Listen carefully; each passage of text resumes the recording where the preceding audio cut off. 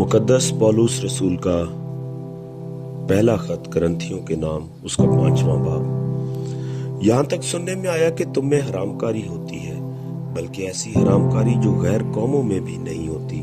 चुनाचे तुम में से एक शख्स अपने बाप की बीवी को रखता है और तुम अफसोस तो करते नहीं, ताकि जिसने ये काम किया वो तुम में से निकाला जाए, बल्कि चीखी मारते हो। लेकिन मैं गो जिस्म के एतबार से मौजूद ना था, मगर रूह के एतबार से हाजिर होकर गोया बहालत मौजूदगी ऐसा करने वाले पर ये हुक्म दे चुका हूँ कि जब तुम और मेरी रूह हमारे खुदावंद यीशु की कुदरत के साथ जमा हो, तो ऐसा शख्स हमारे खुदावंद यीशु के नाम से जिस्म की हलाकत के लिए शैतान के हवाला किया जाए, ताकि उसकी रूह खुदावंद यीशु के दिन नजात पाए। तुम्हारा फख्र करना खूब नहीं। क्या तुम नहीं जानते कि थोड़ा सा खमीर सारे गूंदे हुए आटे को खमीर कर देता है? पुराना खमीर निकाल कर अपने आप को पाक कर लो, ताकि ताजा गूंदा हुआ आटा बन जाओ। चुनाचे तुम बेखमीर हो, क्योंकि हमारा भी फसा यानी मसीह कुर्बान हुआ।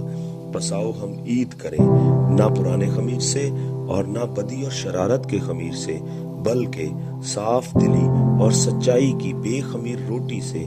मैंने अपने खत में तुमको ये लिखा था कि हरामकारों से सोबत न रखना।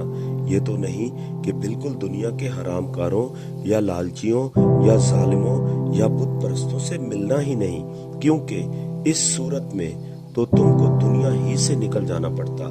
लेकिन मैंने तुमको दर हकीकत ये लिखा था कि अगर कोई भाई कहलाकर हरामकार या लालची या बुत परस्त या गाली देने वाला या शराबी या जालिम हो, तो उससे सोबत ना रखो, बल्कि ऐसे के साथ खाना तक ना खाना। क्योंकि मुझे बाहर वालों पर हुक्म करने से क्या वास्ता? क्या ऐसा नहीं कि तुम तो अंदर वालों पर हुक्म करते हो, मगर बाहर वालों पर खुदा हुक्म करता है। बस उस शरीर आदमी को अपने दरमियान से निकाल दो। आमीन।